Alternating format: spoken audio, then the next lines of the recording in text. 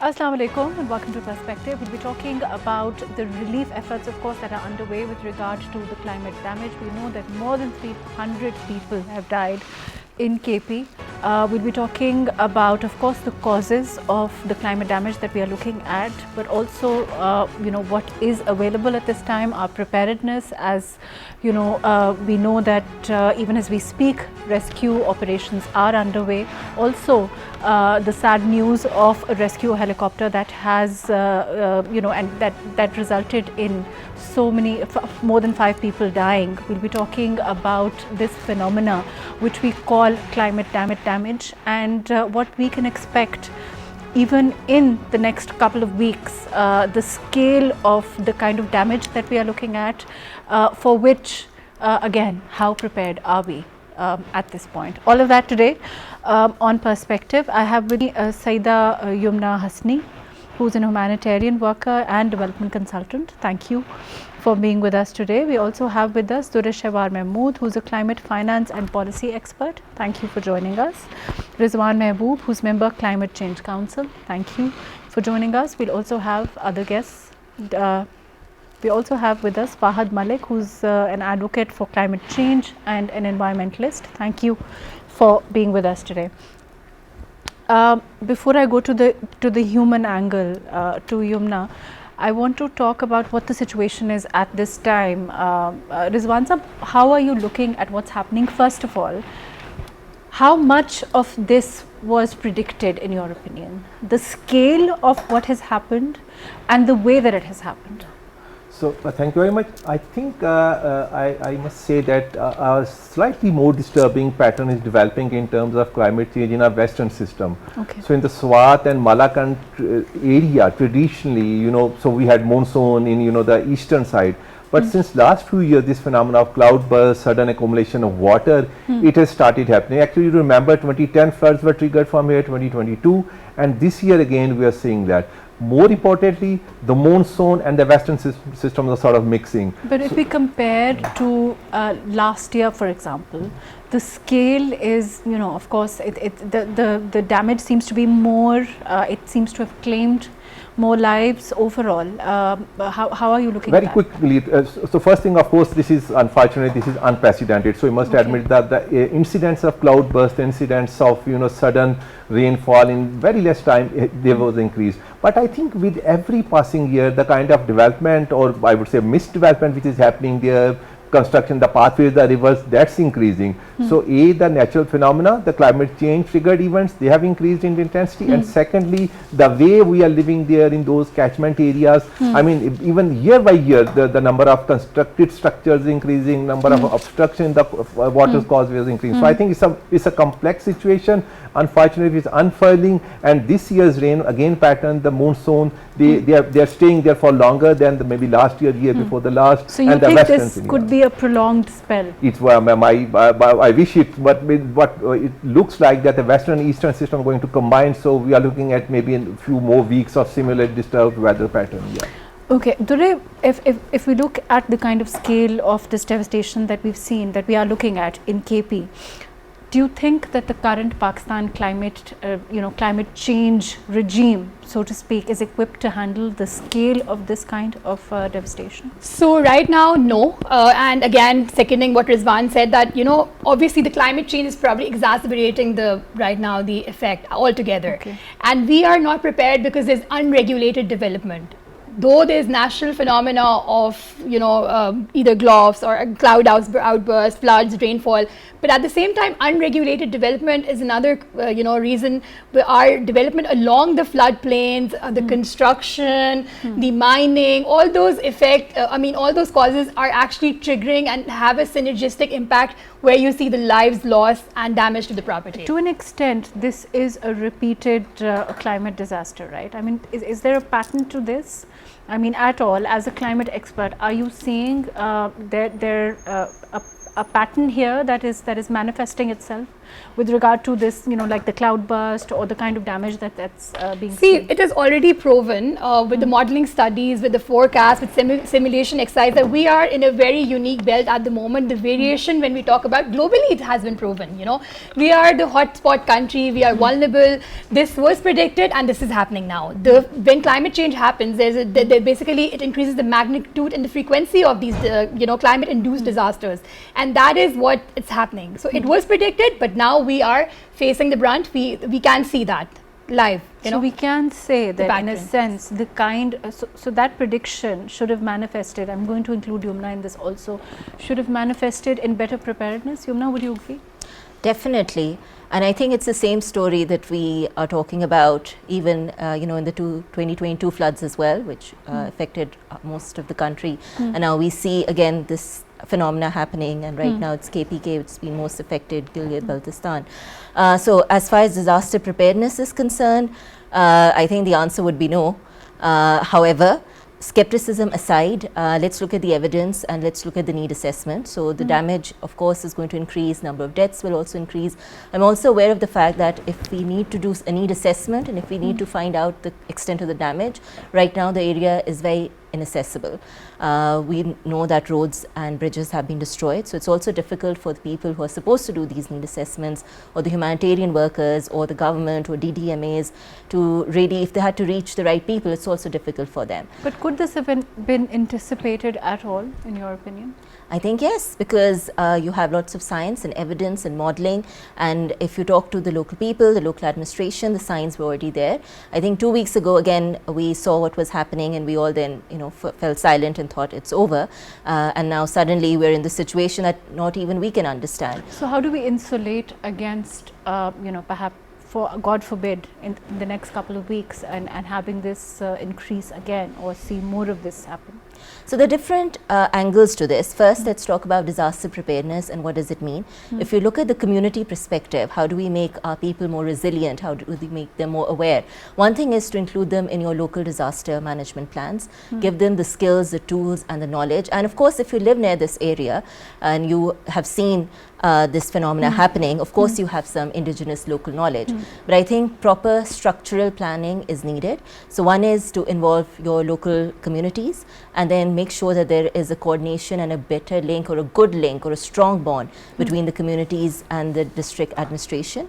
Of course, awareness, that's an important thing. Early warning system. That I feel like we talk a lot about it, there's a lot of investment, but every year it seems to fail. So here's this dilemma that where has all that investment gone? Are these early warning systems not effective anymore? And if they're not, let's do better, let's adapt and revise. So a lot of things can be done. And again, there are things that we can do at the policy level, there are things that we can do at the ground level, there are things that we can do at the community level. As far as policy is concerned, I want to come to this, but again, let me go to Fahad. Fahad, when we talk about, we've been speaking about this for a while. Again, the fact that of course the relief efforts are, are underway at this time. But again, if the prediction is there, then why is there no preparedness? Or if there is preparedness, then why is it not to the extent where it could have been to prevent the kind of damage that we are looking at? I think one of the reasons behind that is a lack of understanding of the issue itself. While everything was already predicted, while we knew that this is the future of our northern areas, we administratively, at some level politically as well, we remained on the same developmental path that we had conceived in the 90s, that this is the way to development, that we're going to create a Switzerland out of this area, without realizing that we face very different sort of circumstances. Our future is much different from the futures of other countries. We, in our northern areas, are experiencing temperature rises at a much higher scale than anywhere else in the world, which is going to increase the number of glacial lakes we are going to have, because our permafrost is going to start melting. So all of this is going to be, and the increased moisture in the air is going to lead to increased number of cloudburst events. What we need to understand is that even though we had thought a couple of decades ago that there's a particular developmental model which would be beneficial economically for tourism or for whatever purposes, that model no longer holds true. We need to understand that this needs to change. It's a very simple way of looking at the matter.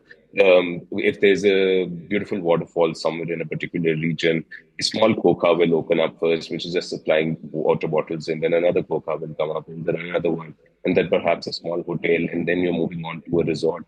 And all of this is happening in an area where you know that the climate crisis ensures that one day or the other there is going to be a landslide, there is going to be a cloudburst event, or there is a lake at the top from which this water is coming in the first place. And if you're not looking at it thoroughly, it's going to burst one day. It is going to cause a flash flood.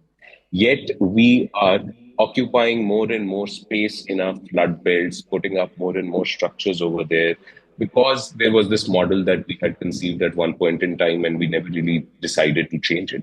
And we never really decided to move on to a more climate resilient future for this particular region. The buildings that are going to fall as or have fallen as a consequence of the floods in the Nile and Sabat and Mingora in particular as well. And I'll come back to you. Rizwan Sahab, do you agree with what Fahad is saying? Of course, you know, there is preparedness, there is the limitations are there also. The kind of limitations even available at this time. The fact is we've been talking about this for a while. And resources is something again that, you know, we will come to. But at the time, the resources that are available at this time, are they being channelized to the extent that they should be? I would agree with Fahad Saab, and this very important point, the last mile of disaster risk management. I think we are failing on that. So you do have these NDMAs and PDMAs and the Met Department, but the point is going to the valleys. Let's say talk about Swat rivers. It starts from Ushu and the Throat valleys. They're like 40 sub-nalas, sub-valleys. The challenge really is at the district level, you do have this district disaster management authority headed by the deputy commissioner and all district officials. But how to ensure that let's say the warning is transmitted to the grassroots level, especially in the hilly areas, and then the requisite action. I mean, 5 minutes lapse, so 5 minutes time can mean, you know, life and death between once a flash flood is coming, and if you can remove, if you can evacuate that area in 5 minutes, you can save the life and livestock. So what I'm seeing is not so much about the resources or the technology, it's the last mile, the last sort of leg of this disaster risk preparedness where we're faltering, and that's why, you know, we've seen this pattern for last few years. So I think rather than just relying on, I would say, archaic district administration structure, we have to revive the, you know, local level disaster risk anticipation, risk resilience building. Unless we do that, God forbid, we are going to face similar. When you talk about that, and let me include Durre in this also, Durre, when you talk about that, of course there has to be a lot of involvement of the community, you know, that area and the people there. That involves education, that involves a lot of other numerous challenges. At this time, are we, you know, are people willing to get involved to that extent? Are they educated enough to want to get involved in this? I'm sure people would want to get involved, but somebody needs to also trigger them, because I really think if you learn from our South Asian countries, our neighbors, they're very active in CBD, community-based disaster management, and you know, they also experience similar floods. But like my colleague said, that they're very much involved in the flood planning, the designs, the community-based resilient designs, you know, the plans, they have assimilation exercises, the evacuation drills, you know, those sort of things are really missing right now. Even though at a provincial level, at central level, we've actually had reforms. You know, we have come a long way after 2022 floods. I would just say that, you know, with predictive modelings, everything is in place. But, you know, the last milestone action, that is missing. And that is where we need to strengthen this through resource pulling in, through awareness, through basic evacuation drills. And then there are lessons from like around the world, including our neighbor countries, that we could adapt. And that's something that we need to look into. Yumna, you know, of course, in terms of the lessons that we can you know, sort of look at, the kind of community building that Durre is talking about, all of that is also on the one side. But at this time, as a humanitarian worker in this particular field, particularly to women and children, at this time, the kind of risks involved, are we taking, are we cognizant of trying to combat those risks, those health risks? Of course, because if we talk about women and children, there's also the question, it becomes a whole other family, it becomes of course the numbers and the multiplier effect, all of that is also there. So is there that kind of relief effort at play that is cognizant of that?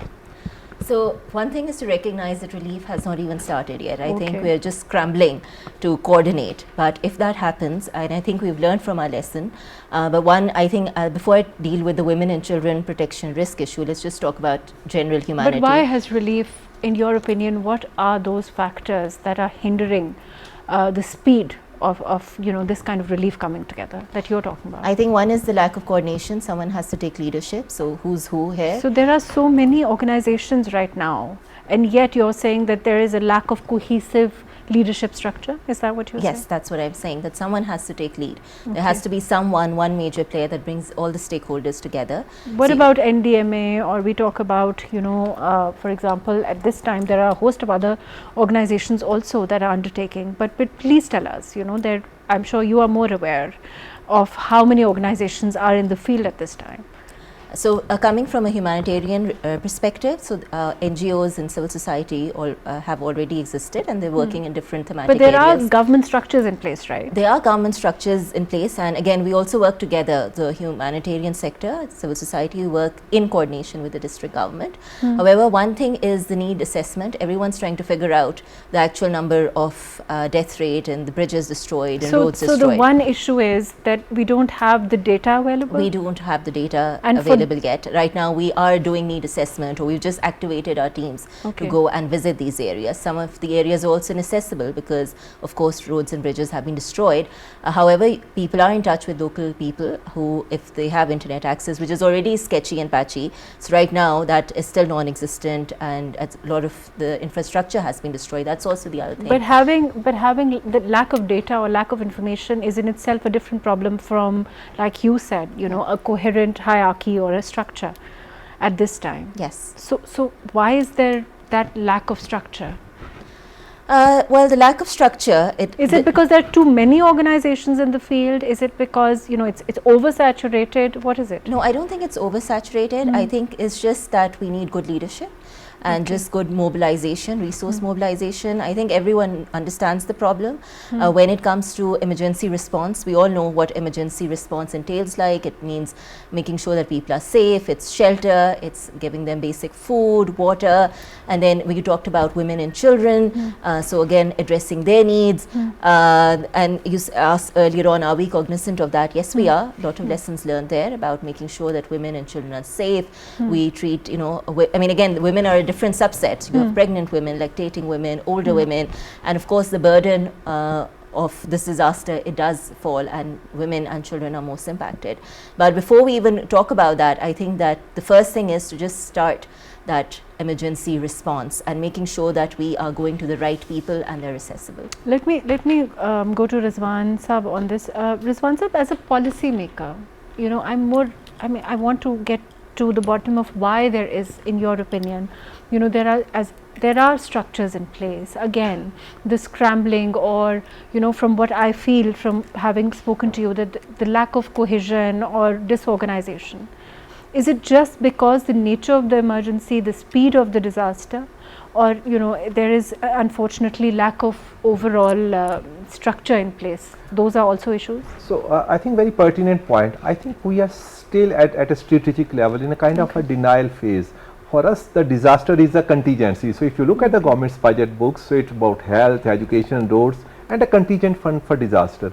What politically and at the higher administrative level, we have to realize that these disasters due to climate change or climate triggered disasters are not a contingency one-off. They are going to happen. You're going to have heat wave, you're going to smog, flash flood, urban flooding. So I think that's one reason what you are saying and the colleagues are saying, that's fine. The structures there, but since at the strategic level it's not realized that this thing is here, is going to stay, it has to be part of the main political administrative discourse. That's one thing. So it wasn't predicted, the scale of it, you're saying? Yeah, both things. I think that I want to agree that because the scale is happening for the last 5-6 years. So I think still the administrative denial, so leave it to the deputy commissioner, the DC would somehow manage that, that doesn't happen. happen. It's complicated, the kind of disaster, the way it's unfurling. I think it and Yumna very correctly pointed out, there has to be someone to lead. Now, let's say the district administration is doing 1001 things. But why can't the NDMA lead? NDMA is the federal level, so for NDMA they are at policy level, generating the alerts, and then you have the provincial PDMAs. But at the district, tehsil, UC level, you need to have the administrative champions. I know when there is relief, there will be like 50 NGOs, good NGOs doing their work, but there has to be some social welfare officer, some central pivot who is organizing that, channeling that. So I think at the realization at the top level, and then its reflection at the grassroots level in administrative structures, because this is no more a contingency. Unfortunately, it's become a norm, and we have to realize that. Fahad, do you agree with the fact that perhaps, like Rizwan here is saying, this has to be something that has to take more precedence, because it's going to happen. Unfortunately, it's an invariable kind of thing. So we will have to have perhaps better structures in place, better models in place, or a cohesive hierarchical kind of liaison between, for example, national and the provincial authorities to be able to deal with this kind of disaster. And do you think that realization is now permeating even as we speak, and perhaps we are moving towards, we will have to move towards that, right? I think one of the things we need to take a step back and look at how climate science talks about it. So climate science would say that a climatic event such as a cloudburst is natural. What makes it a climate disaster is the human response to it. Now, there is a very clear governance failure here, and that governance failure has roots in a general unconstitutionality, if I may say so. So for our constitution gives us a model on how good governance may look like. It says that it mandates local governments, which is something that is one as well. And at the local level is where the actual empowerment needs to be. Now, that's a constitutional command. That's a general coherent governance question, that let's have the local people be the first point of contact, both for information collection and their information dissemination. There would be some resources available with the local governments, anything that they cannot manage on their own. That's where they can have a channel with the provincial PDMAs and have conversations with them. So when we have, I'm going to, let me clarify slightly. So when we talk about, we're looking at the Prime Minister at this time, we are looking at the efforts that are being made under, of course, the COS, and the army is making efforts, the NDMA is making efforts. You're saying that somehow for that to translate at the local level, the kind of, the kind of structure that is needed on the local level perhaps isn't, sort of helping that relief effort trickle down. Correct me if I'm wrong. And do you think that's also because perhaps, this is not the anticipation of it, the fact that this is a reality and how much of it is a reality, and the fact that, it's not a one-off thing, that realization perhaps is not there at the local level? I mean, there's unanimity amongst at least all the participants of this conversation that this was predictable. Scale is killing 300 people or killing 600 people, that's semantics. This was entirely predictable, so something should have been done beforehand for this.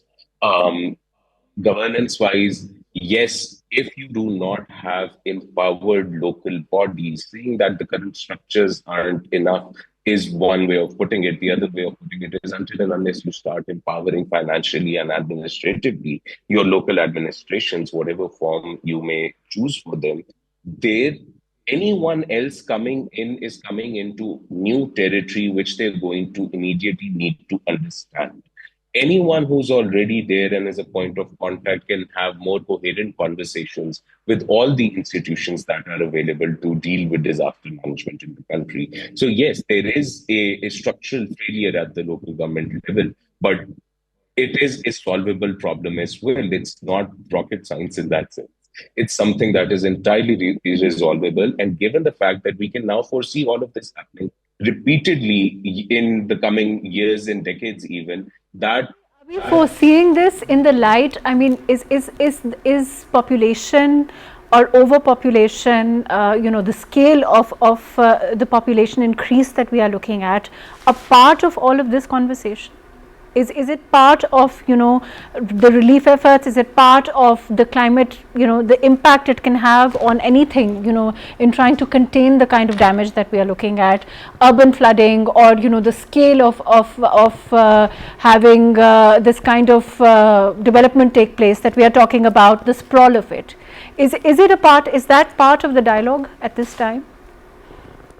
I don't think it is.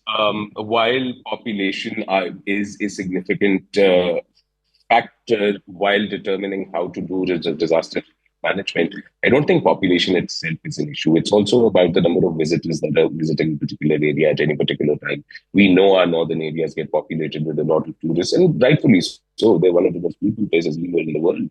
And definitely people should be getting an opportunity to do so. But it can be done in a more sustainable manner. And until and unless we have this larger conversation, the impetus to actually rebuild on a sustainable model will not exist. Bunair gets significantly damaged as a consequence of all of this. Now we need to rebuild the area. So we rebuild it, learning from all of these mistakes. That rebuilding, if it happens on the old model without learning and implementing our knowledge from our mistakes, will lead to a similar incident happening maybe 5, 10, or 2 years from now. So yeah, that's exactly where things need to change now. Fair enough. Let me go to Yumna here. Yumna, as far as, like you heard what what Fahad is saying, overall, like I said, the scale of what's happening. At this time, if we look at the relief efforts under play, do you think it's possible to put this under one umbrella like we are talking about? I think that concerns us more at this time, because like RIZWAN here said, we're looking at perhaps more of this, God forbid, in the next couple of weeks. So do you think that cohesive structure is perhaps under play, in play even at this time, when we look at locally speaking, when relief efforts are underway, when human and humanitarian organizations, what is that one contact point that you feel locally that is needed? So in order to even answer this question, I think now let's understand what does that mean in the local context, communities. So you need your community mobilized, you need those gatekeepers, you need those elders, you need those champions of change in the villages, the head village. You have to have those key people identified. And in many times we make these evacuation committees or we make disaster management committees of the people, where they are, we select responsible people whose job is to mobilize people, to evacuate them, the responsible for early warning system, because in the end you'll see that it's the people who are also the first responders, the first offenders. They're going to go run and save their homes, their families first of all. So I think in order to make your communities more strengthened, or make them resilient, or make them more anticipatory, a lot of training and investment needs to go towards the communities. And again, this is not something that you can start from today. It's a process should have been started 5-6 years in the back, previously. But if when we talk about having, like you said, a local person or, elders, or wouldn't it be easier, and this is just a hypothetical question, wouldn't it be easier to have somebody, perhaps, a government personnel, or, someone from that department, someone who's more with it, so to speak, who has the kind of background, so has the kind of education, rather than having people on the local level? Because one, we'd have to convince them. We don't know, the level of literacy, we don't know whether they will see this as a recurring pattern and not as a one-off natural disaster, because those things are unfortunately realities in our part of the world also. If we talk about Bunair, we talk about, the areas that are so hit at this time. When we look at the level of literacy, are those also things that perhaps we need to consider? So I think people here, who are living in these areas for many years, they do understand the challenges. They understand that it can be a recurring thing now. Yes, and we need to really take in account and appreciate the local context and their local wisdom as well. I don't think that, yes, illiteracy and literacy patterns will vary, of course they will, but despite that, when you live, it's a long-term goal. It's a long-term goal. And when you said let's have that involve a person who understands this. So here's now the connection between the communities and the local government, and the communities and the district government, and the communities and the DDMA. So that connection has to be there. I mean, this is, the government cannot solve this on its own, the civil society can't solve this on its own, the communities can't solve it on. When you have the triangulation of all parties, then it's going to solve on its own. And that's why we say communication, coordination, trusting each other, being accountable, that also comes into play. But that also, I know, Durre, you were wanting to say something, but for that kind of coordination, will we not need a more formal process? Will we not need, you know, because we are talking about it now, and we've spoken from time to time about climate damage. But for example, 2 months ago, perhaps, you know, we should have started, or for example, the media and overall should have started talking about what areas are vulnerable, you know, where the coordination can take place, generally educating people that this is what can happen potentially in these months. And don't you think that needs to be done? Right. So just for the clarity, as per the rule of business, you're talking about that one person who is responsible for the coordinated effort. It's basically the DC of that area, the district coordinator, right? And that DC is also responsible to sort of chair the DDMAs, the disaster management authorities at a district level, the district disaster management authorities. So now what happens is, like Rizwan Saab said, that this is still in the rules of business. It's at a contingency, it's a backup. They are not mentally prepared that this is going to be happening, the recurrence is going to change, the magnitude is going to change, the frequency is going to change. So the resources are not pulled accordingly. We need to take anticipatory action. We need to like have a permanent disaster relief fund there, and that is the problem that our current DCs are facing, because they have other tasks. That's also. what I'm saying. So perhaps you know, somebody else is needed on ground who can solely do this, because you know unfortunately the scale of it and the repetitive pattern of it is going to necessitate making those changes, right? I mean, perhaps 20 years ago, and Rizwan Saab, you can correct us on this. I mean, you know, maybe as an expert, this wasn't such a quick pattern, and this wasn't happening at this scale. But now, perhaps we need more people on the ground, or somebody on the ground, one exclusively to liaise and to be that contact person. And of course, a DCO, you know, is probably handling this to the best of their capability, to whatever resources they have. One can't doubt that. But they are, of course, oversaturated and stretched in the sense that they have other things also. So a very pertinent point. I have I have been deputy commissioner in 3 districts. So I've been coming from the HASANY. So I have. Okay. You are very right. 10 years back, I remember I was DC Lahore and DC Chakwal, and once or twice a year something would happen, and then we gather up the resources. But so I've been traveling to GB, and when these disasters happen, even the deputy commissioners are clueless. Because they were not really anticipated. They are not technical people, of course. So meteorology department is a federal department, NDM is a federal department, then there is provincial PDMA, then the resources have to come the provincial finance department. Local governments are weak or minuscule, and so that's the challenge. The one entity which has to be there. So for livestock, you have a livestock officer, education officer, you have an officer for health. Unfortunately, for resilience or disasters, there is not a single officer. So what we need is a fulcrum at the one dedicated one officer person. In addition to because deputy commissioner or the district administration, even the PDM, they can't handle it. And look at the Bunair tragedy. So I've been in touch with them. Even they are not able to reach there, because the deputy commissioner, his team or her team will start from Mingora or from Bunair, wherever. So you need dedicated infrastructure at the local level. At the local level, on ground. On ground. Who's you there? see your maximum tehsil level.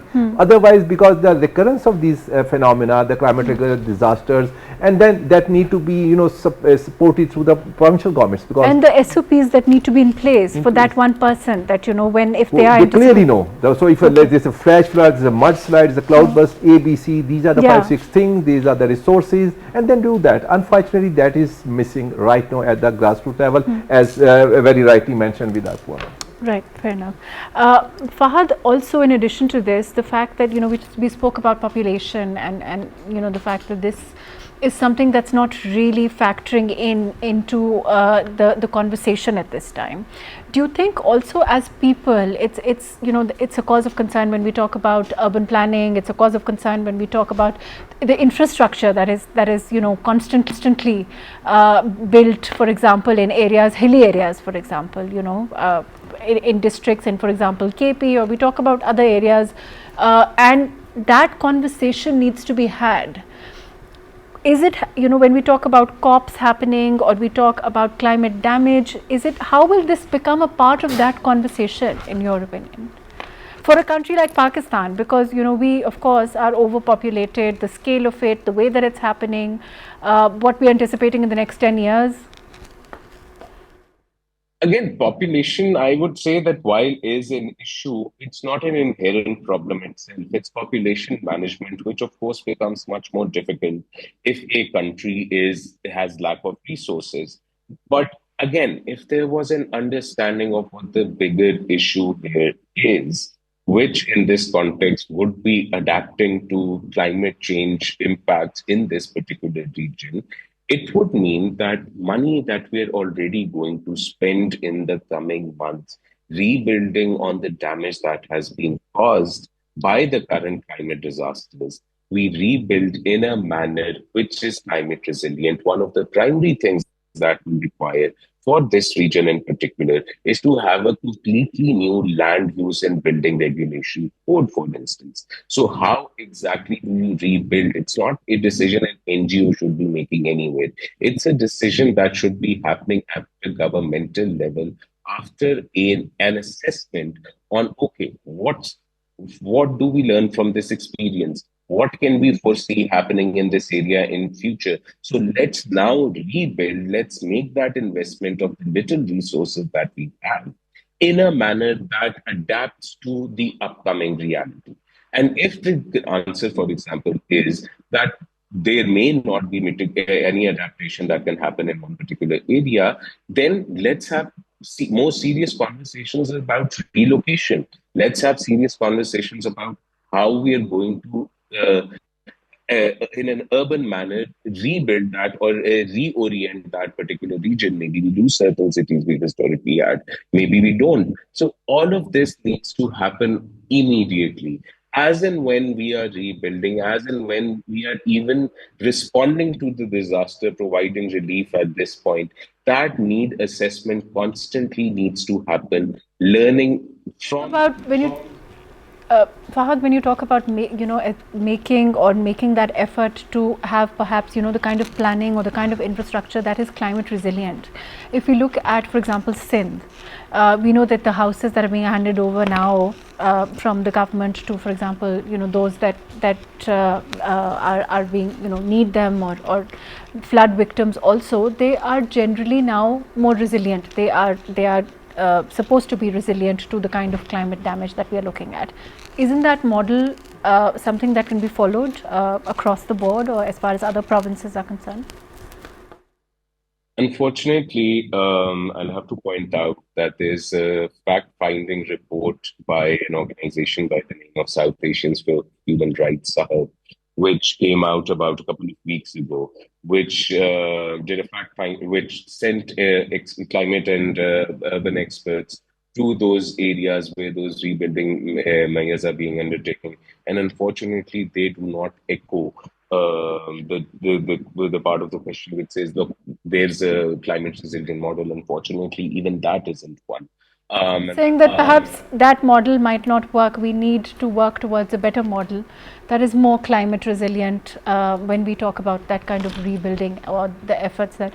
Let me come back to Durre here. Durre, I want to talk a little bit about the issue of climate change.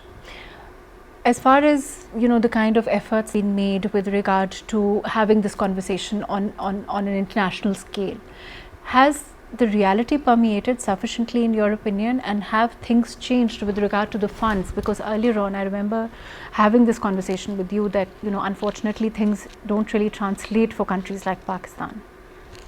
So again, I would say that there's fund available. We're not tapping that. Like I said, that our proposal going abroad, our proposal going to GCF, adaptation fund are not sufficient. They're not reflecting the real feasibility. We don't have, I mean, they're not backed up, supported by evidence or data. I mean, they do not meet those requirements, Okay. And sometimes it's also matter of communication, accessibility. Our organizations, they don't even know that those sort of funds are they're available. Okay. So I think it's all matter of so it's about coordinated awareness. Yes, is awareness an issue. is very important. Our ambassadors, they're doing good job, but in every COP, they, loss and damage has been advocated by the countries like Pakistan, Global South. Now loss and damage is now coming online. It's being operationalized, and we believe that Pakistan will be able to benefit from that. But that role has to be more proactive in terms of getting that funding. You would be happy to also know that a lot of development agencies, development cooperation have actually, even though they're order cuts, but they've now shifted their focus to the resilient disaster management, disaster reforms, and they're plugging in some money. So there's this hope that, within at least the reforms at the district levels would be strengthened. You were talking about the deployment in terms of experts within those areas. Those things are happening, but definitely they need to be scaled up, and we really need to quickly need to actually take an action, because why does it always take a disaster for us to just prepare ourselves or open our eyes? We need to do all this pre-hand. And talking about the building codes, the climate resilient housing, we have seen as per 2005 earthquake, the houses in the educated area were quite climate proof, So similar is the model. We have done this in past. We need to sort of now replicate the flood prone housing, whether it's in the southern Sindh or in Punjab or KP, So but we have done it past successfully, and now we need to sort of take action again, and our urban planning and land use and land planning have to come in play along with the DRM experts out there. Unfortunately, I'm running out of time, but a quick question to Rizwan Sahib here. Rizwan Sahib, if we had that kind of a climate resilient housing that Durre is talking about, for example, in Bunair, in these affected areas where we've seen so many deaths happen, what would the scale be? Do you think that the reduction in the kind of damage would be significant? What is your opinion on this? First, very quickly, there's this notion of climate proofing investments. Unfortunately, we are not doing that. So we know that these things are going to happen. The government through its ADP and PSTP every year spends 300 billion rupees or something. We need to realize that we are going to have more gloves, more floods, flash floods. So that's one thing from the public sector. The way these national building departments are working and talking about the building codes and all that, that's one thing. You have to ensure that investments are climate proof. Talking about the exact question, yes, I know, and the example of 2005 earthquake is there. After that earthquake, we had earthquake resistant building, and Alhamdulillah, we haven't seen civil. So there is a model. There is a model. It's only need to have local level leaders, local governments to sort of socialize that model so that everybody is adopting. Thank you so much for being with us. I think it was a very enlightening discussion for me, at least. Thank you for joining us.